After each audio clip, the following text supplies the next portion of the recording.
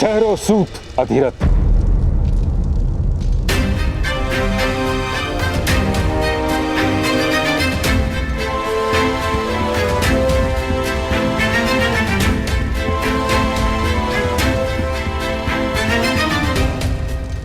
ये सत्य है महाराज कि मदनजय अपराधी था और जो दंड उसको मिला है वह उचित है। सत्य है कि इस बालक ने राज परिवार पर उपकार किया है। यह भी सत्य है कि इसका साहस और आत्मविश्वास अद्भुत है। सत्य के प्रति इसकी निष्ठा और सामर्थ्य पर कोई संदेह नहीं। किंतु महाराज, कि समाज केवल एक व्यक्ति से नहीं बनता। राज्य के सभी मनुष्य को संतोष प्राप्त हो, यह भी तो अनिवार्य है। और यह केवल तभी हो सकता है जब व्यवस्था का पालन हो तथा परंपरा का निर्वाह अनिवार्य है। यदि व्यवस्था टूटती है तो समाज में विद्रोह उत्पन्न होता है और हर प्रकार के विद्रोह को बल से शांत भी तो नहीं किया जा सकता। तात्पर्य तात्श्री? सूत के पुत्र को शस्त्र उठाने का अधिकार नहीं, उसे दंड देना ही होगा।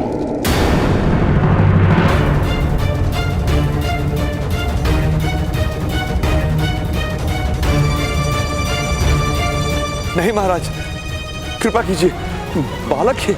और इस बालक ने राज परिवार पर उपकार किया है तात्श्री? यथार्थ कह रहे हैं आप, इसीलिए इस बालक को कोई छोटा सा दंड दिया जाए, यही मेरी विनती है। मैं दंड स्वीकार नहीं करूंगा।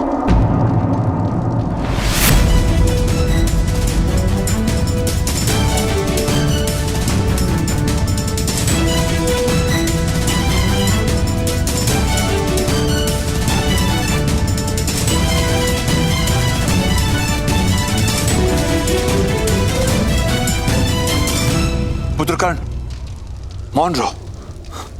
राजसभा में विवाद मत करो। किंतु पिताश्री, यदि आपके साथ अन्याय नहीं हुआ होता तो भ्राताश्री क्यों शस्त्र उठाते? अनिवार्य था शस्त्र उठाना पिताश्री। बालक, न्याय प्राप्त करने का सबको अधिकार है। राज्य की व्यवस्था प्रत्येक व्यक्ति को न्याय प्रदान करती है। राज्य की व्यवस्था से ही अन्याय हो तो अब क्या किया जा सकता है? राजा के हाथों कभी अन्याय नहीं होता राधे। अन्य सबके अन्याय के लिए राजा से याचना करना संभव है, किंतु किसी भी कारणवश व्यवस्था और परंपरा को भंग नहीं किया जा सकता। अन्याय और याचना की व्यवस्था से तो उत्तम है कि ऐसी परंपरा ही ना हो। राधे, क्या कोई दूसरा सूत तुम्हारी भांति शस्त्र धारण करके अपना रक्षण कर सकता है?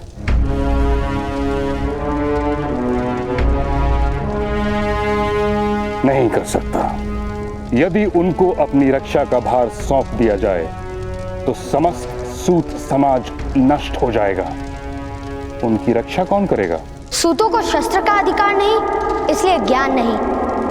ज्ञान नहीं, इसलिए वे शस्त्र नहीं उठा सकते। और अब आप कह रहे हैं कि उनकी रक्षा किस प्रकार होगी? ज्ञान प्राप्त करने का अधिकार मान लीजिए, अधिकतर सूत भी शस्त्र उठाने लगेंगे। असंभव।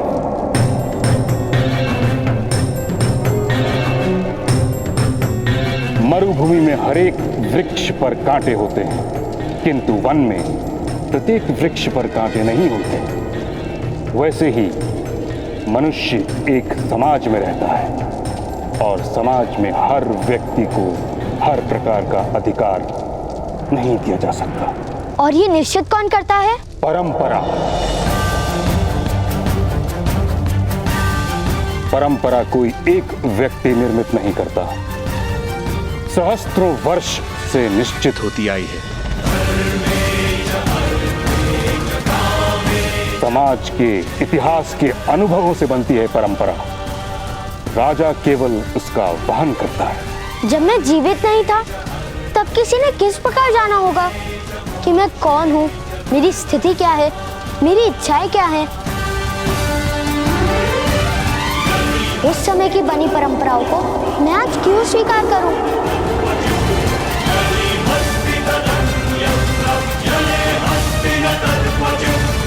हट मत करो बालक। छोटा सा दंड स्वीकार कर लो बालक। असंभव। मैं युद्ध करने को सज्ज हूं। मैं युद्ध करने को सज्ज हूं। मैं युद्ध करने को सज्ज हूं। युद्ध करने को सज्ज हूं।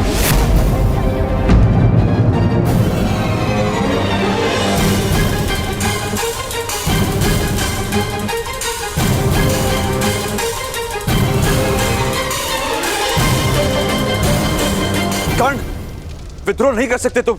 महाराज, महामहिम, महामंत्री, मेरे पुत्र को क्षमा कर दीजिए। इसने विद्रोह किया है महाराज, इसे दंड मिलना चाहिए, मृत्यु दंड। इस सूत के बालक को मृत्यु दंड दीजिए। मृत्यु दंड दीजिए, मृत्यु दंड दीजिए, मृत्यु दंड दीजिए, मृत्यु दंड दीजिए, मृत्यु दंड दीजिए, मृत्यु दंड, मृत्यु दंड दीजिए, मृत्यु दंड दीजिए, मृत्यु दंड दीजिए, मृत्यु दंड दीजिए, मृत्यु दंड दीजिए, मृत्यु दंड, मृत्यु दंड दीजिए, मृत्यु दंड दीजिए। किसी में शक्ति हो तो दीजिए मृत्यु दंड।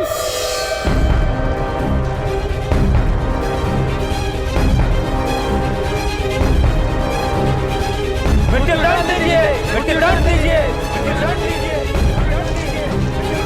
कौन? मृत्यु दंड, मृत्यु दंड दीजिए, मृत्यु दंड दीजिए, मृत्यु दंड दीजिए।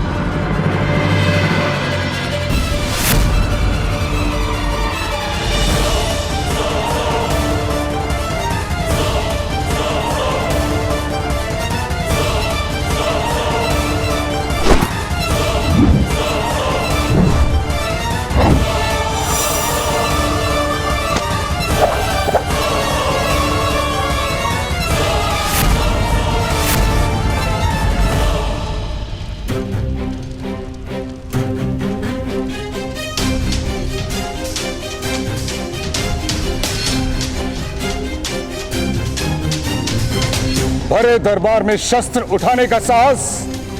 यदि आज तुम्हें क्षमा कर दिया तो कल ये कोई और करेगा इस राज्यसभा में।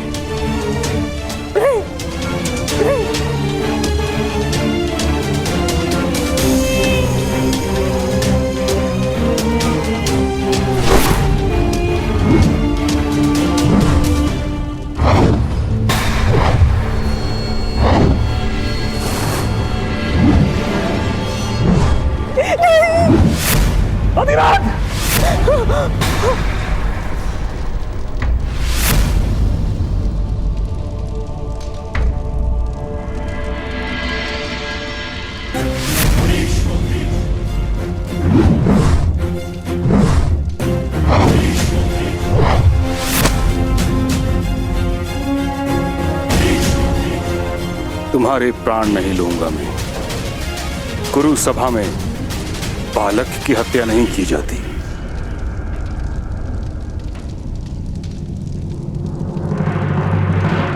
अधिरथ, तुम्हारे पुत्र ने राज्यसभा में विद्रोह किया है।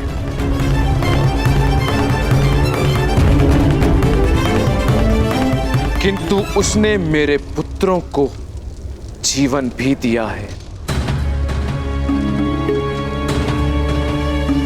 इसीलिए हम तुम्हें केवल इतना ही दंड देते हैं कि आज के बाद तुम्हारा पुत्र कभी भी धनुष नहीं उठाएगा।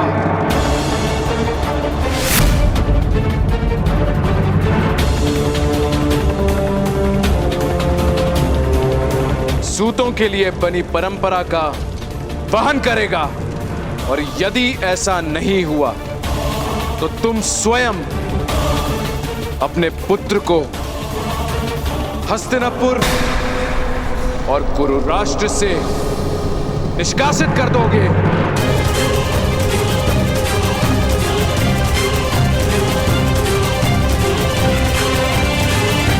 इस समय तुम दोनों मुक्त हो।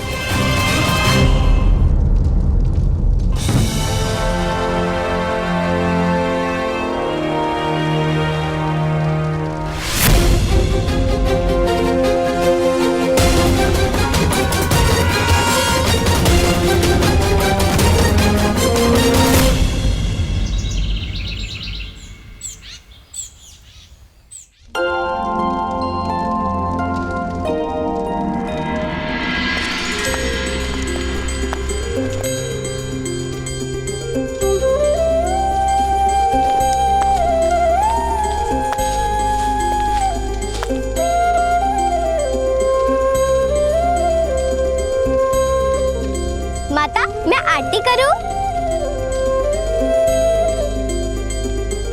अवश्य वैशाली, तुम्हारा तो सबसे पहले अधिकार है। जब हम बड़ों का विश्वास टूट गया था, तब तुम मित्रों ने ही तो साथ दिया कर्ण का।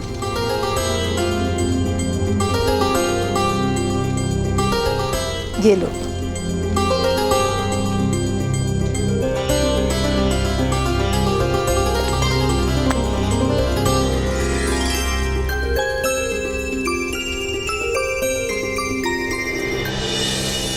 आज के बाद तुम्हारा पुत्र कभी भी धनुष नहीं उठाएगा।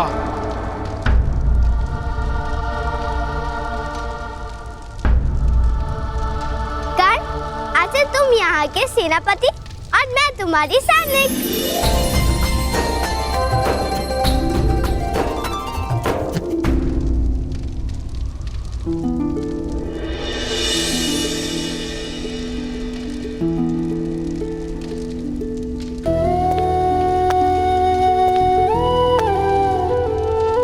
पुत्र कर्ण, मुझे क्षमा कर देना।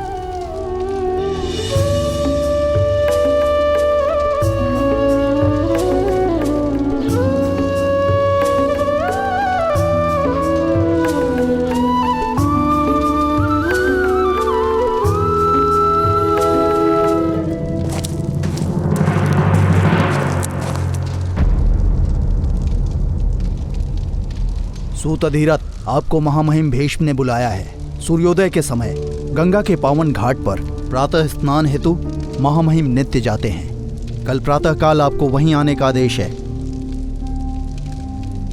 अवश्य।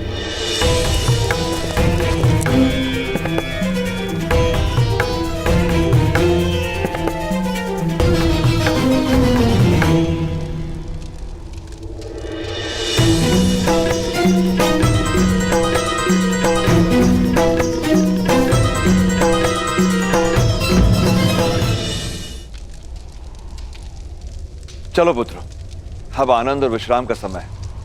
बालकों के सम्मान में राधा आज सबको भोज देंगी। बामिल, शोण, कर्ण को ले जाओ।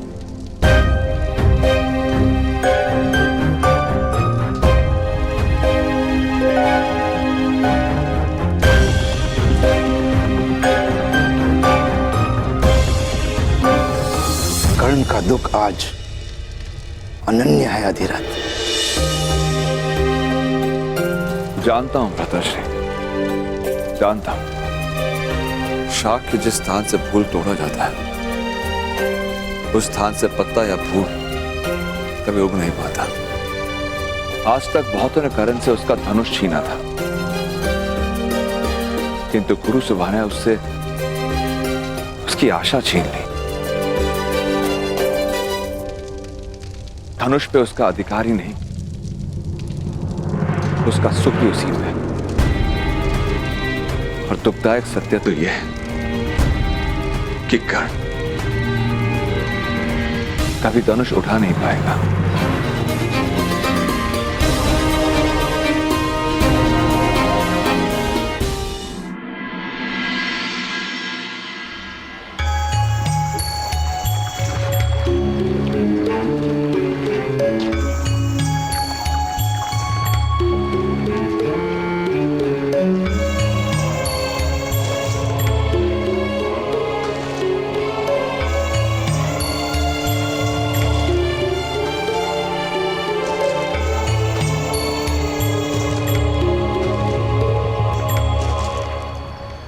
प्रणिपात मामाई।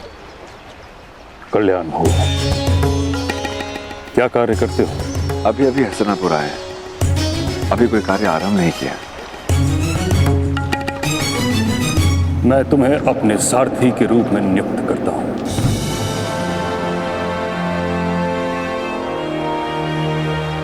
आपकी अनंत कृपा मामाई। कृपा नहीं, स्वार्थ है। तुम मेरे निकट रहोगे तो मेरी दृष्टि तुम्हारे पुत्र पर रहेगी। उस जैसा तेजस्वी और ऊर्जावान बालक मैंने संसार में नहीं देखा। उसका अध्यापन मैं उचित रूप से करवाऊंगा। बिजली को आकाश में देखा, उसकी कोई दिशा नहीं होती, उस पर कोई अंकुश नहीं होता। कुछ ही क्षण के लिए प्रकट होती है और फिर लुप्त हो जाती है। जिस पर गिरती है उसे नष्ट कर देती है। मेरी इच्छा है कि तुम्हारा पुत्र एक महान सारथी बने, ताकि समस्त सूत समाज का मार्गदर्शन करे। बिजली की भांति उसका सामर्थ्य छिन्न भिन्न न हो जाए।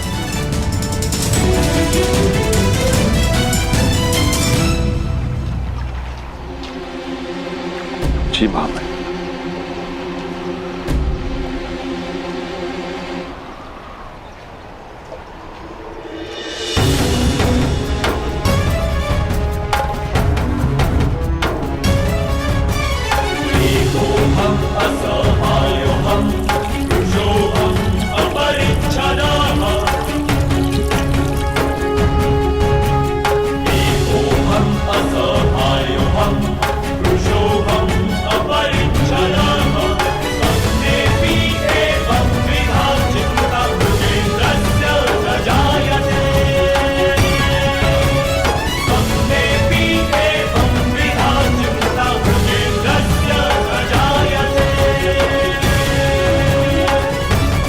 मैं बिजली की भांति दिशाहीन नहीं हूं, मनुष्य हूं।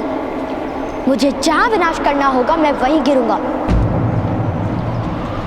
आपकी इच्छा थी ना कि मेरा सामर्थ्य चिन्ह भिन्न हो, तो लीजिए।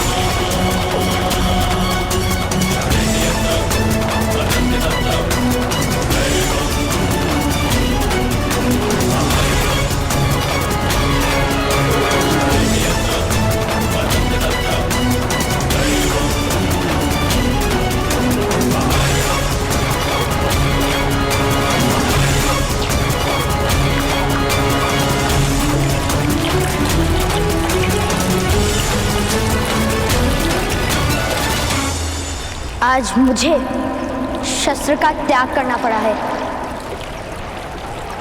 किंतु आगे जीवन में किसी कारणवश अगर मुझे शस्त्र उठाना पड़ा तब उसका त्याग कोई नहीं करवा पाएगा।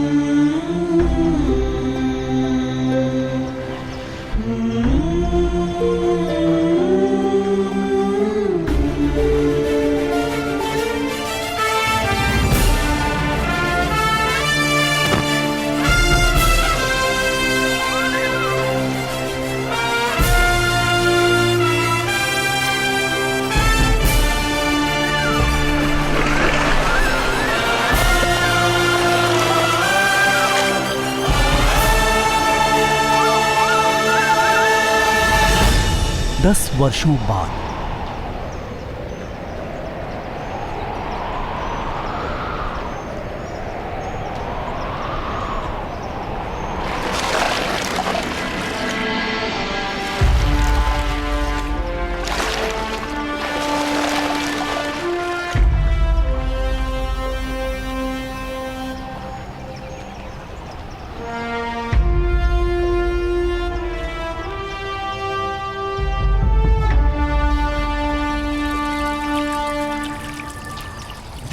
दृष्टि से बाण शक्ति से जीते ये सारा रण, शांत चित्त धरे आत्मबल भरे जीते हर बाधा कर, छूट ना पाए लक्ष्य हो चाहे सूक्ष्म सा छुपा होकर, मित्र वेग है सूर्य तेज है कवच चढ़ा इसके तन।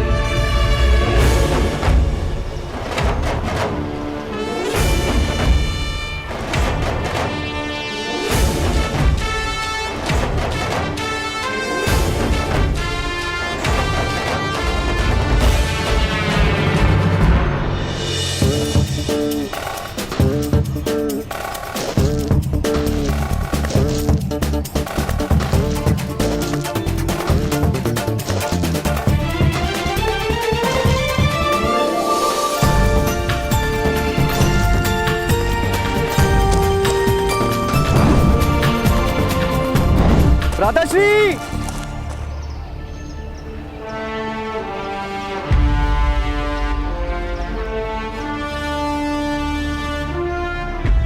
राधाश्री, आपके वस्त्र यहां रखे हैं।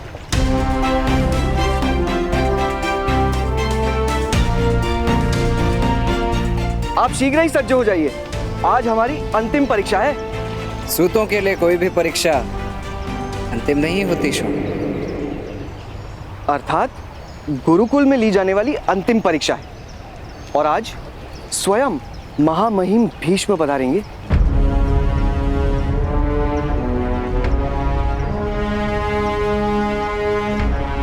उत्तीर्ण विद्यार्थी को स्नातक घोषित करने के लिए।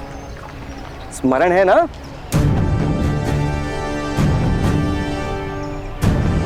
उसका विस्मरण कैसे हो सकता है?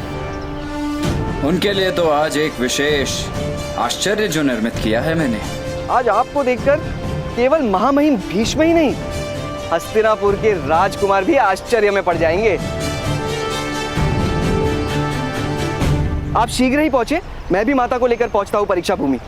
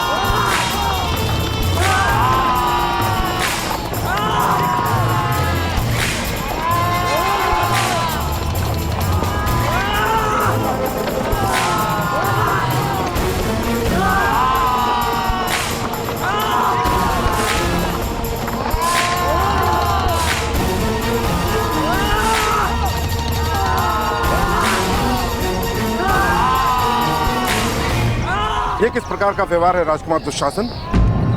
अश्वों के स्थान पर मनुष्य को क्यों बांधा है? सारथी है ये, सारथी है ये। रथ हाँकना इनका कर्तव्य है। यदि अश्व नहीं होंगे तो रथ के साथ इन्हें स्वयं बंधना पड़ेगा।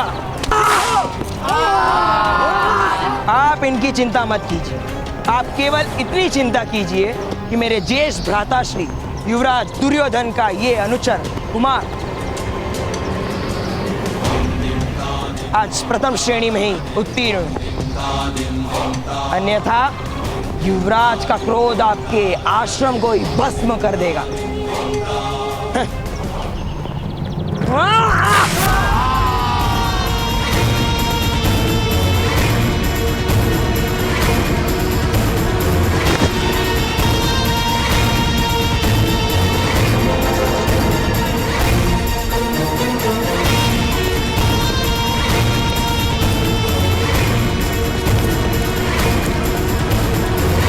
कुमार, विद्या प्राप्ति में आश्रम का महत्व कम, श्रम का महत्व अधिक होता है। और गुण तो स्वयं महामहिम भीष्म देंगे। क्या तुम कौन से अधिक कला का प्रदर्शन कर पाओगे महामहिम के सामने?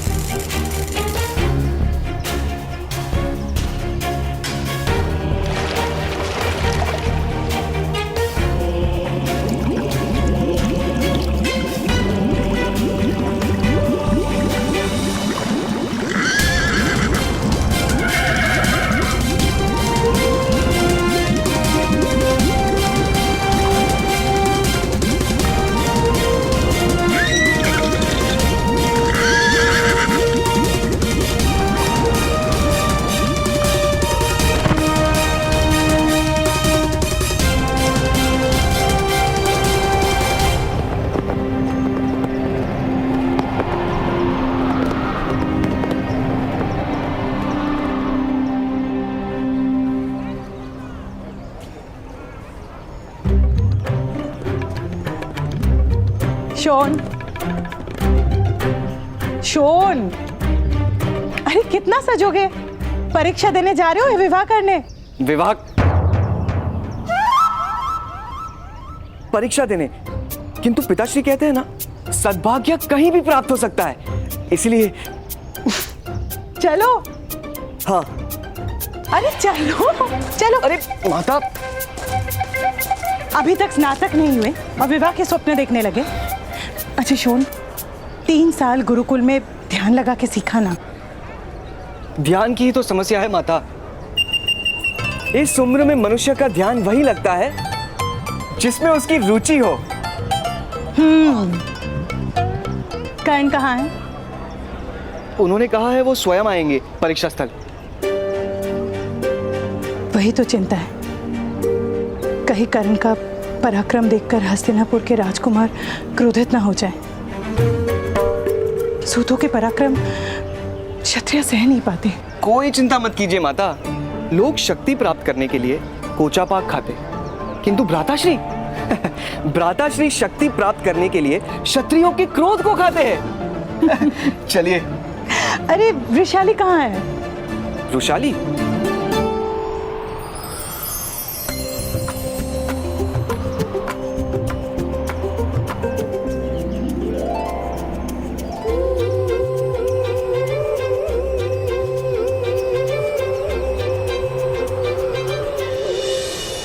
वृषाली तो अवश्य किसी शिव मंदिर में खड़ी होगी।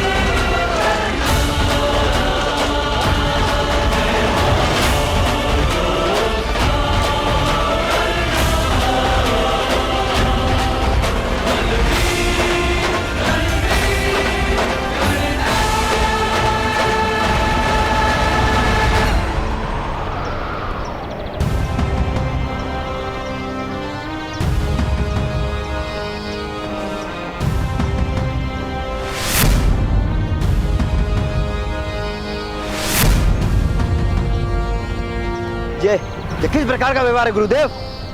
कैसी दृढ़ता है ये? महामहिम भीष्म के सामने आकाश मार्ग से आने का साहस कैसे कर सकता है सूत पुत्र?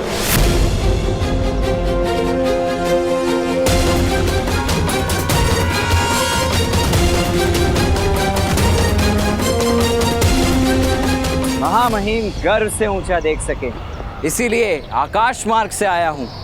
एक सूत पुत्र का ये साहस!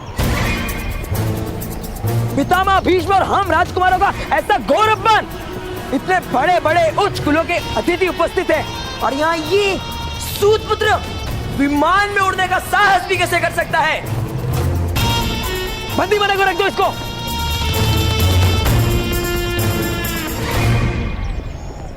राजकुमार, सूतों का क्या कार्य होता है? रथ चलाना, अर्थात वाहन चलाना। हाँ, वाहन ही तो चला सकते हैं सूत। तो ये क्या है राजकुमार? वायु में गति करने वाला वाहन ही तो है। आपको कोई दिव्य पक्षी तो दिखाई नहीं दे रहा ना?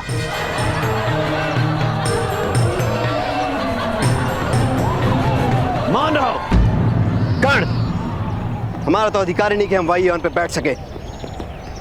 राजकुमार, महामहिम भीष्म के अपमान के अपराध में कर्ण को दंड दीजिए।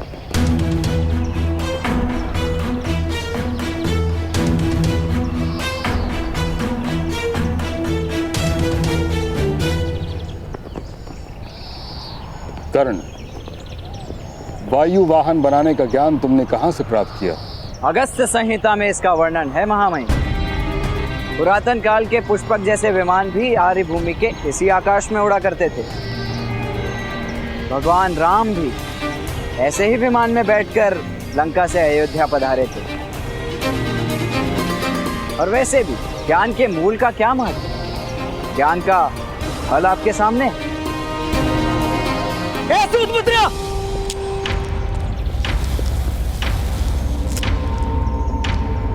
पितामह भीष्म के सामने ऐसी उदंडता से उत्तर देते हो? मूर्ख! मैं उनका अपमान नहीं सहूंगा। इसका मस्तक काट दो सैनिक।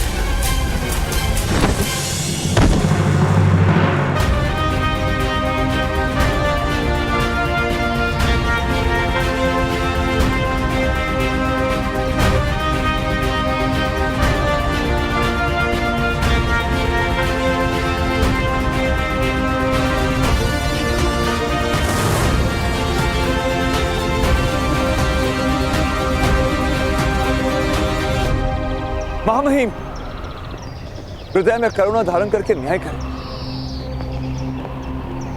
मैं विनती करता हूं।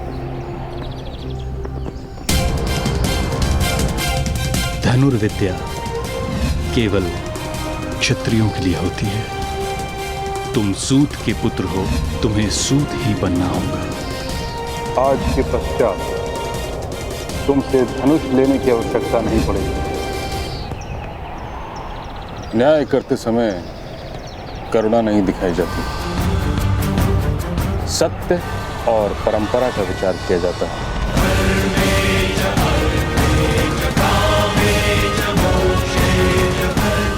और सत्य यह है कि किसी के अपराध का उसके स्नातक होने से कोई संबंध नहीं। न्याय बाद में भी हो सकता है। दुशासन, तुम अपना स्थान ग्रहण करो।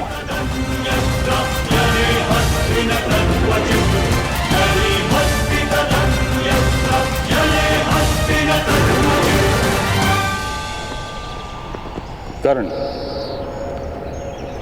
अब तुम अपनी परीक्षा दो। 3 वर्षों से रथ चलाने का अभ्यास कर रहे हो। रथ चला पाते हो या केवल वायु में ही उड़ते रहते हो? मेरा तो जन्म ही आकाश में उड़ने के लिए हुआ है महामहिम। भूमि से बांधने का प्रयास तो आपने किया है। मेरे रथ चलाने की कला का अनुभव तो आपने बहुत वर्ष पूर्व ही कर लिया। यदि विस्मरण हो गया हो तो परीक्षा दे देता हूं।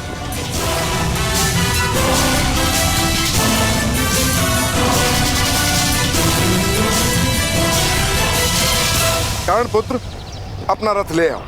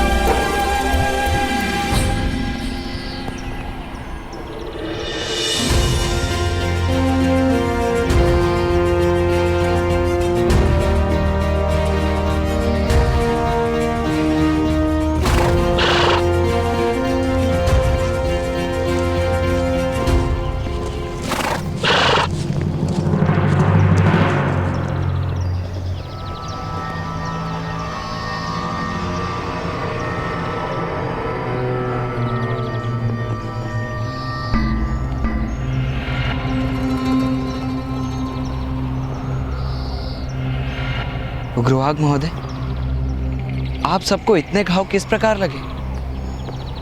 ये तो सूत होने का दंड है पुत्र। हस्तिनापुर के 100 राजकुमार अब निरंतर हम जैसे नीच जात के लोगों को यातना देते ही रहेंगे। राजकुमारों ने अपने रथ के साथ अश्वों के स्थान पे ही इन्हें बांध कर रखा था भ्राताश्री। पर क्यों? आज जब प्रातःकाल अश्वों को पानी पिलाने नदी पर लेकर गए थे, तभी वहां अचानक सिंहों का परिवार आ गया। अश्वों के जीव बचाने हेतु हमने अश्वों को मुक्त कर दिया ताकि अश्व भाग सकें, और हम सारे सारथी वृक्षों के ऊपर चढ़ गए। और जब सारा वृतांत राजकुमारों को सुनाया और उनसे विनती की नए अश्व लाने के लिए हमें कुछ समय दे, तो उन्हें क्रोध आ गया और उन्होंने हमें स्वयं रथ खींचने का आदेश दिया।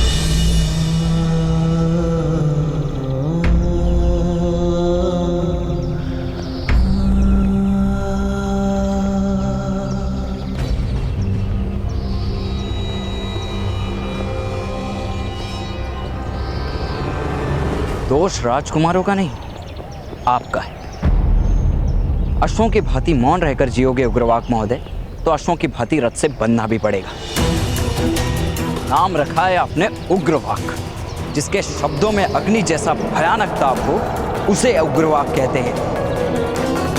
चिड़ियों से अधिक ध्वनि तो कर नहीं पाते। उग्रवाक।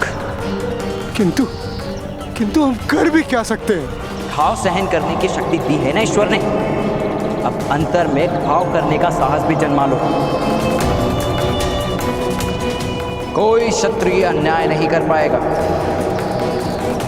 सर्प ना बन सको तो नेवला बनो। चूहे तो सर्प का भोजन ही बनते हैं। यदि हमारे पास शस्त्र उठाने की स्वतंत्रता होती तो क्या कर लेते उग्रवाक महोदय? शक्ति शस्त्रों में नहीं होती, भुजाओं में होती है।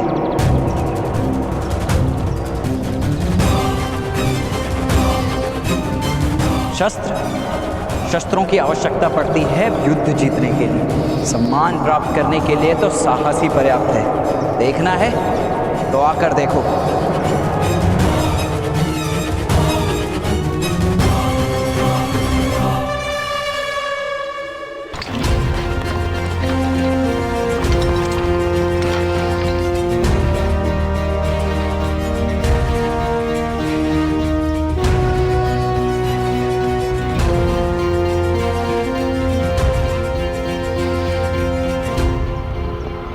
मैं परीक्षा हेतु सज्ज हूं महामहिम।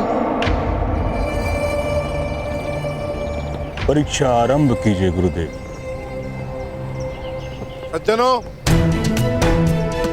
सारथी का कार्य होता है अपने रथी महारथी को अनेक विपदाओं से सुरक्षित उसके लक्ष्य तक पहुंचाना। इसीलिए इस परीक्षा में विभिन्न विपत्तियों का निर्माण किया गया है। इन विपत्तियों से सुरक्षित जो रथ को यहाँ ले आएगा वो प्रथम श्रेणी में उत्तीर्ण होगा। कर्णपुत्र, परीक्षा आरंभ करो।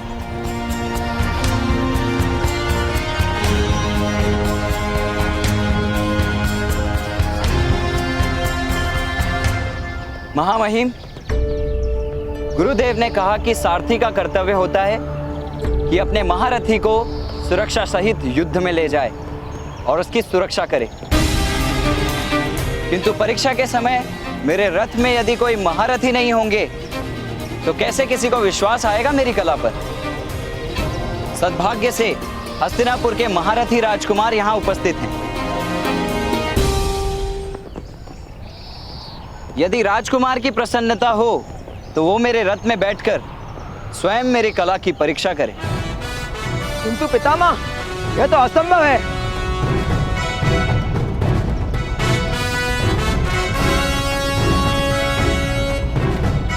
यदि राजकुमार में साहस ना हो तो मैं अकेला रथ चालन की परीक्षा दूंगा।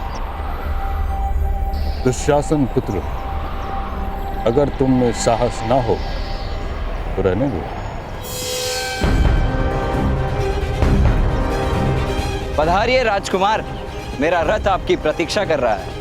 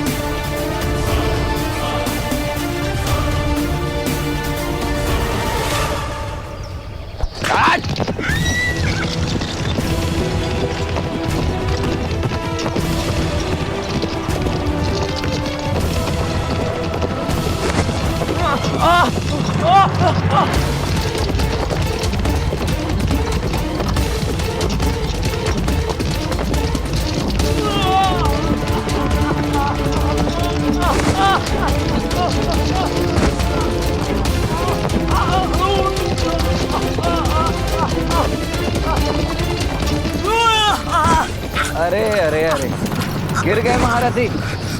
गड्ढे वाले मार्ग का चयन किया है ना। रथ में बैठना सरल नहीं।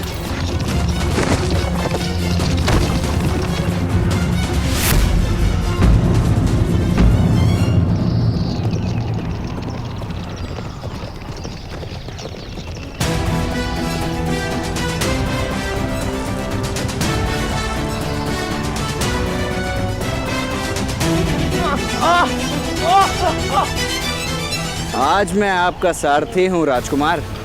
आपको रथ में रखना मेरा कर्तव्य है।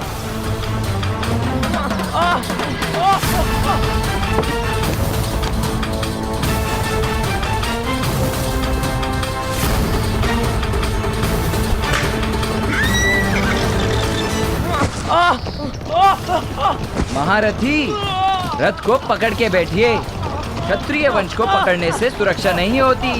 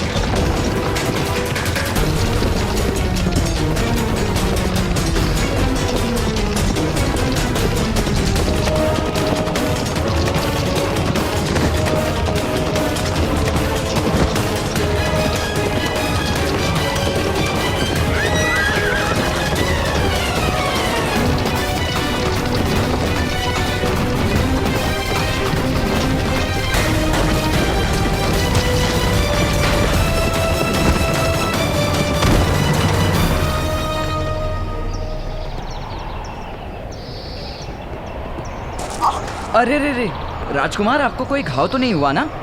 हम इस पत्थर को बंदी बनाकर दंड देंगे। आप पधारिए, आइए आइए आइए आइए।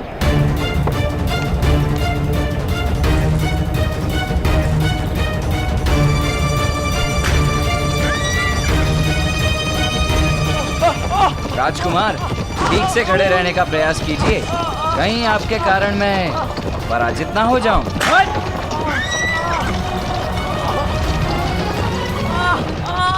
कठिन है ना इस रथ पर सवारी करना, क्योंकि अश्व इसे खींच रहे हैं, मनुष्य नहीं।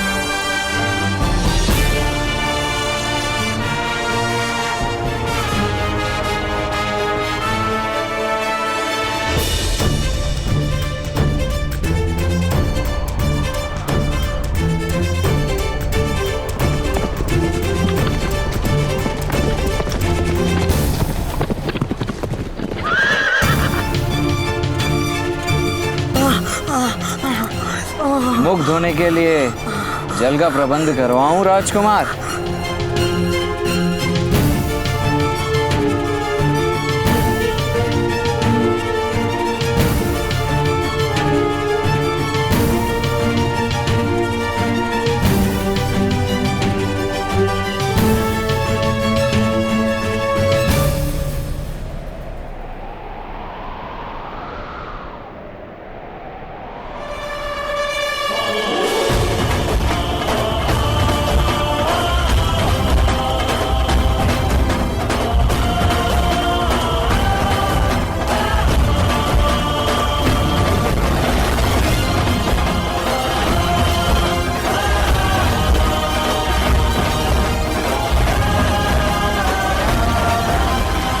मुझे कितने गुण प्राप्त हुए महामहिम भीष्म?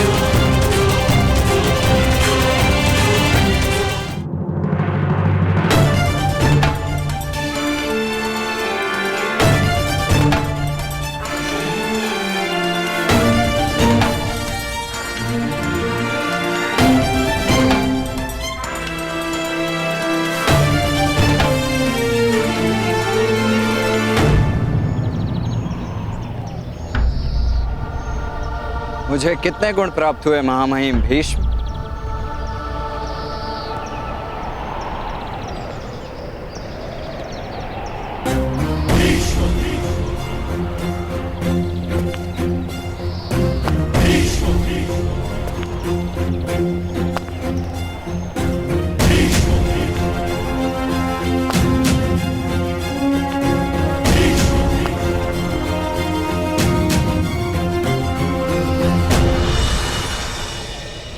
इसने योजना पूर्वक राजकुमार दुशासन का अपमान किया है महामहिम।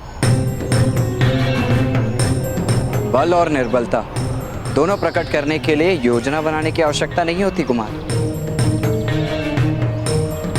छुपाने के लिए योजना बनानी पड़ती। यथार्थ कह रहा हूं ना राजकुमार दुशासन?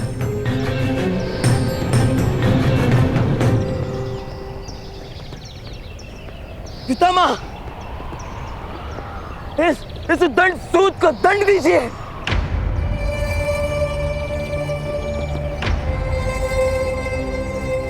इसे दंड किस बात का दिया जाए?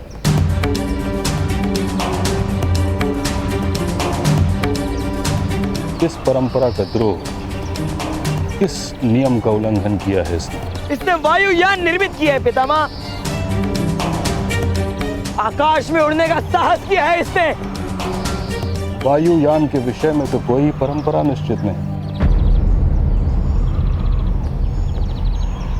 और जिस विषय में कोई परंपरा नहीं, कोई नियम नहीं, उस पर तो सभी का अधिकार है। वत्स कर्ण, मैं तुम्हारे वायुयान से प्रसन्न हुआ।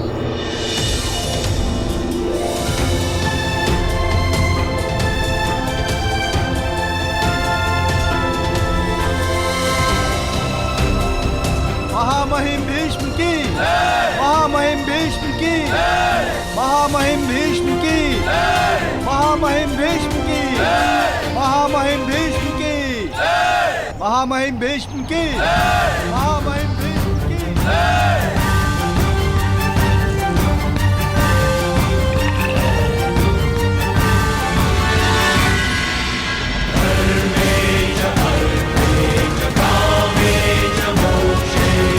एक सारथी का कर्तव्य होता है कि वो महारथी को सुरक्षित रखे।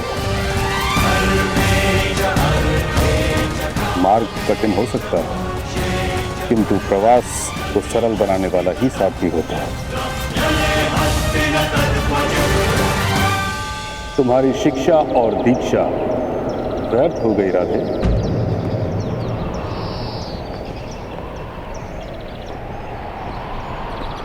कुछ महान करने की लालसा में तुम सामान्य भी नहीं कर पाए। महान में प्रतिष्ठा होगी, किंतु सामान्य में गरिमा है। स्मरण रहे, एक किसान खेत में धान उगाता है, सामान्य कार्य करता है, किंतु वो समस्त समाज का पेट भरता है।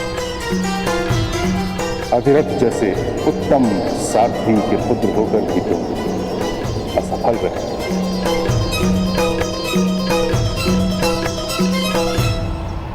मुझे दुख के साथ कहना पड़ता है राधे कि मैं तुम्हें स्नातक घोषित नहीं कर सकता।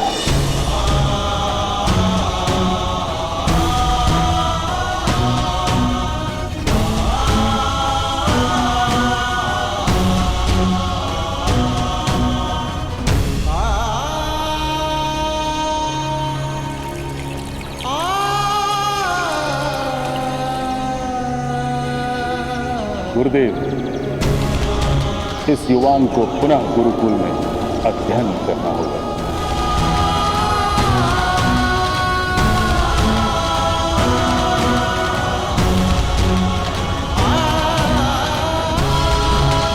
वो विद्या ही क्या जो प्रथम अभ्यास में प्राप्त न हो, और वो विद्यार्थी ही क्या जो प्रथम अभ्यास में विद्या प्राप्त न करे। तो तुम्हें पुनः परीक्षा देनी होगी कर्ण। आज से 1 मास के पश्चात वसंत पंचमी के दिन एक समारोह आयोजित किया जाएगा। वहां समस्त समाज के सामने एक महारथी तुम्हारे रथ पर बैठेंगे। अगर तुम उन्हें सुरक्षित रख सके तो तुम्हें सफल घोषित किया जाएगा।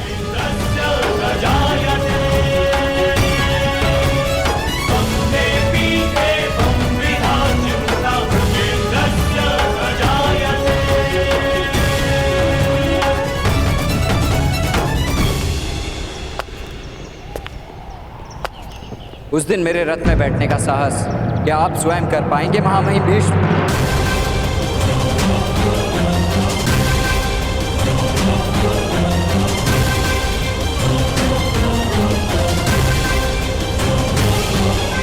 ये तो उदंडता की सीमा हो गई पितामह। ये नहीं,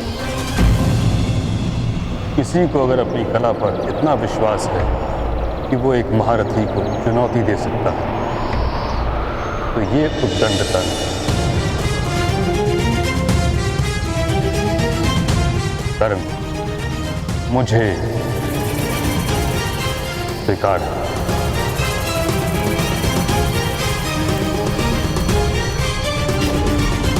वसंत उत्सव के दिन मैं तुम्हारे रथ में प्रवास करूंगा और स्वयं तुम्हारी परीक्षा लूंगा। मैं प्रतीक्षा करूंगा वसंतोत्सव का महामहिम, और उस दिन के पश्चात रथ चालन की परंपरा भी भिन्न होगी।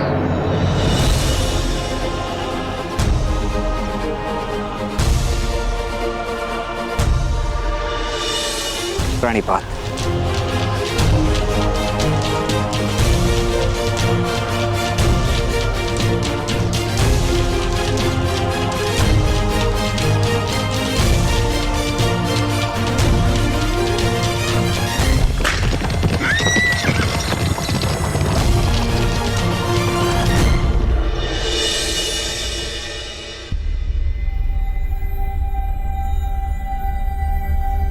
मेरा तो जन्म ही आकाश में उड़ने के लिए हुआ है महामहिम।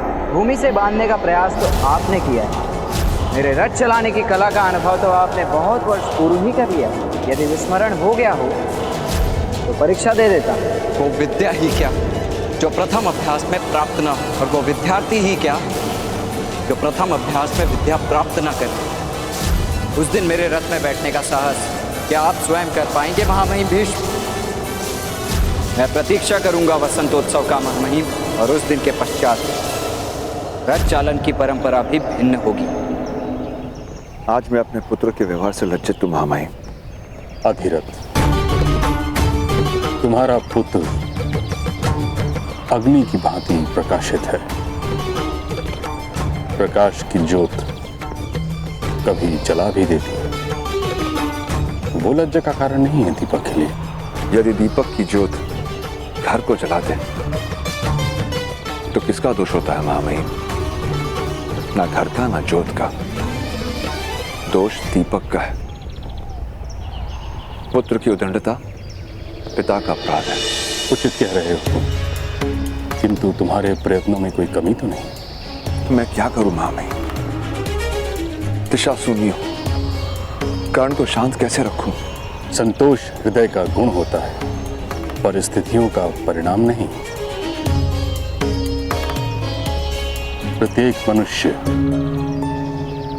स्वयं को संतोष सिखा सकता है। यदि मन असंतोष हो तो परिस्थितियां अन्यायी प्रतीत होती हैं। इसी कारण यह आवश्यक है कि तुम अपने पुत्र को संतोष का पाठ सिखाओ। ये मार्ग है उसके लिए। और कोई दूसरा मार्ग? यदि तुम्हारे पुत्र को असंतोष पर कोई अंकुश नहीं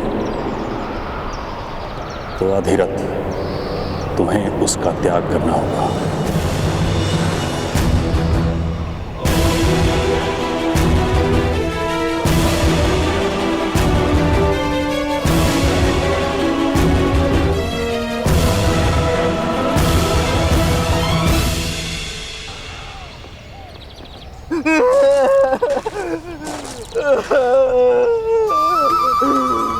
किंतु शोन, तुम गांव त्याग कर कहाँ जा रहे हो?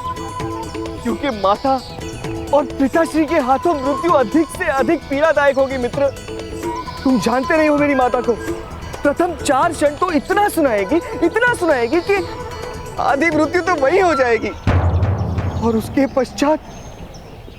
पश्चात पिताश्री आएंगे, और फिर पूछो मत क्या होगा।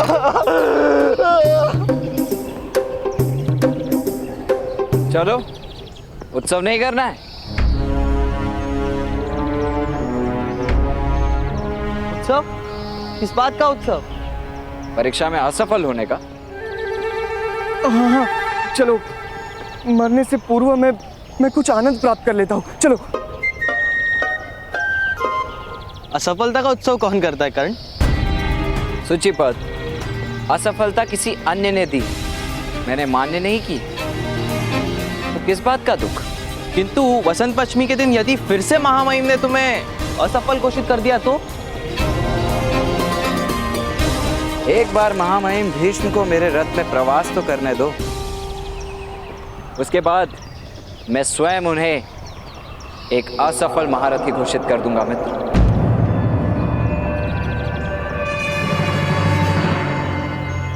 चलो, माता प्रतीक्षा कर रही होंगी शोण। माता? भ्राताश्री आप चलिए, मैं तो कुएं में अपने प्राण त्यागने के पश्चात ही आ पाऊंगा। शोण, माता तो तुम्हें कुएं से भी ढूंढ लाई। प्रथम माता से मिल लो, उसके पश्चात प्राण भी दे देना। चलो चलो चलो भ्राताश्री।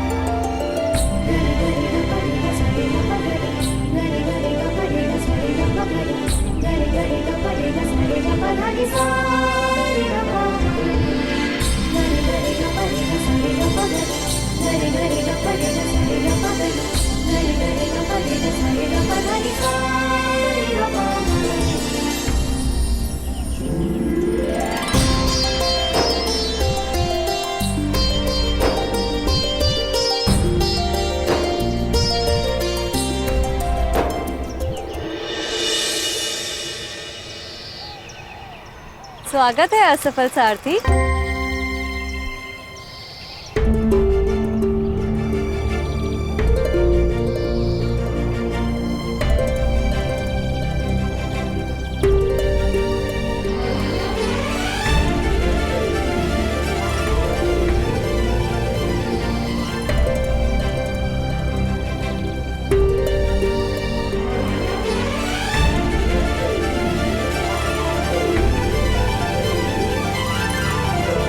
मैंने हस्तिनापुर के राजकुमार को कई बार अपने रथ से गिराया, फिर भी असफल। अर्थात सफल महारथी और असफल सारथी।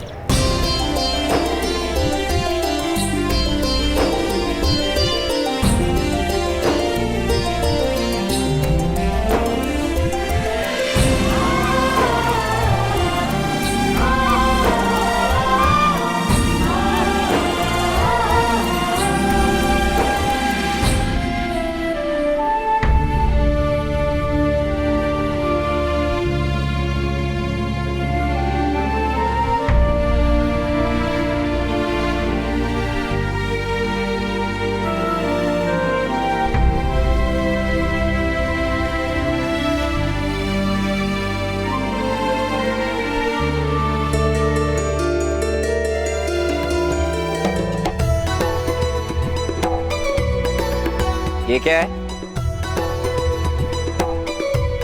ये वो औषधि है, वो घाव पे लगाने के लिए। मेरे लिए? नहीं, वो मुझे घाव लगाए ना। कहाँ?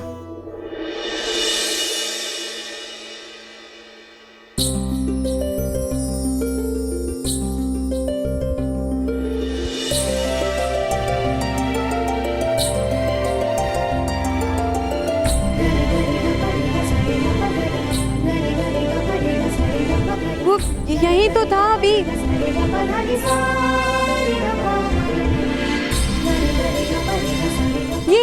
ये देखो।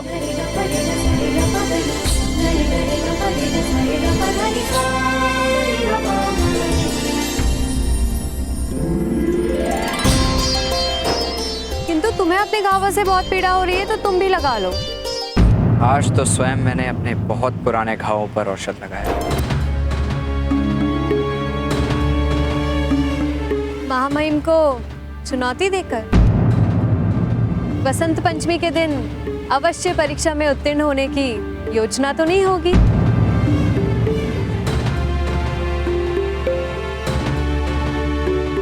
तुम्हें विश्वास तो है ना मुझ पर?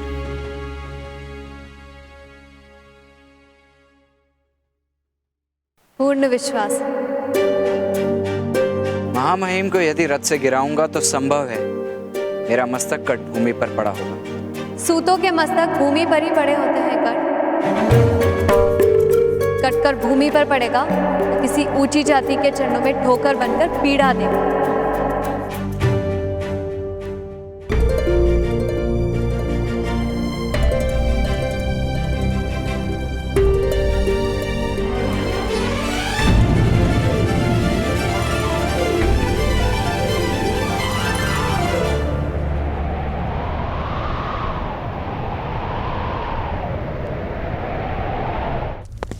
राजकुमार राजकुमार लेप लगवा लीजिए। राजकुमार सुनिए, राजकुमार सुनिए, राजकुमार सुनिए, राजकुमार सुनिए, राजकुमार लेप लगवा लीजिए। राजकुमार ये औषधि लगवा लीजिए राजकुमार, घाव की सड़न से आपकी रक्षा होगी।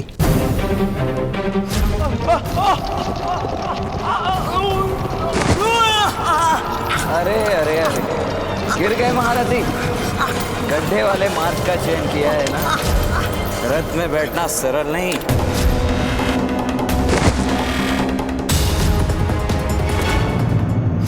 राजकुमार, आपको कोई घाव तो नहीं हुआ ना? हम इस पत्थर को बंदी बनाकर दंड देंगे। कठिन है ना इस रथ पर सवारी करना, क्योंकि अश्व इसे खींच रहे हैं, मनुष्य नहीं।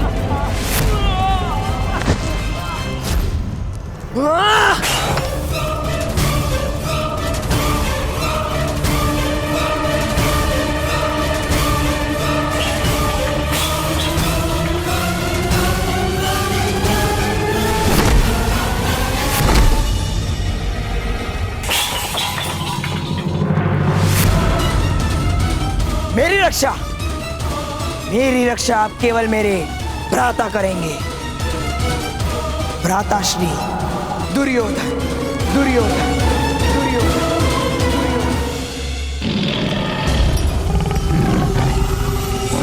मेरी रक्षा करो, मेरी रक्षा करो।